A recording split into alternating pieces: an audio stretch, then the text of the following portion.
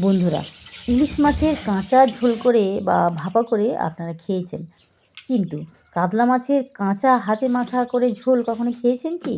যদি না খেয়ে থাকেন তো আজকে রান্নাটা দেখে নিন। আমি প্রথমে কয়েক পিস কাতলা মাছ নিয়ে তাতে পাতিলেবুর রস মাখিয়ে 5 মিনিটের জন্য রেখে দিয়েছি। এবার একটা মিক্সিতে অল্প করে সর্ষে, পোস্ত, দুটো কাঁচা লঙ্কা ও একটু লবণ দিয়ে একটা পেস্ট বানিয়ে নিলাম।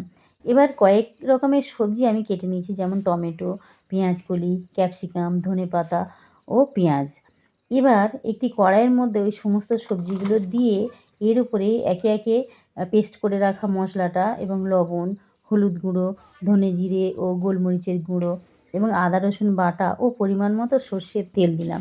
এবার বেশ অনেকটা সময় নিয়ে চটকে চটকে ভালো করে মিশিয়ে নিয়েছি।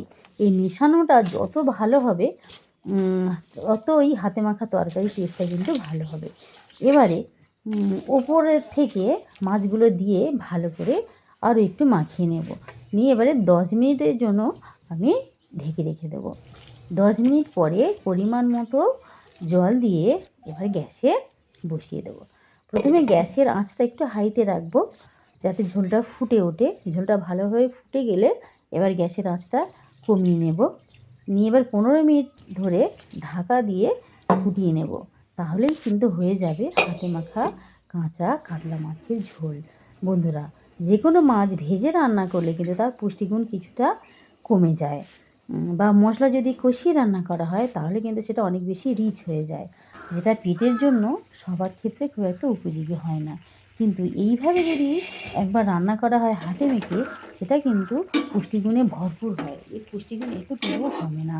বাচ্চা থেকে বড় সবার জন্য খুবই উপকারী হয় এই রান্নাটা। আর সবচেয়ে বড় কথা, এখন যেহেতু প্রচুর মানুষ পেটের সমস্যায় ভোগে, সেক্ষেত্রে এইভাবে হাতে মেখে রান্না করলে সেই রান্নাটা কিন্তু ভীষণ ভীষণ উপকারী হয়।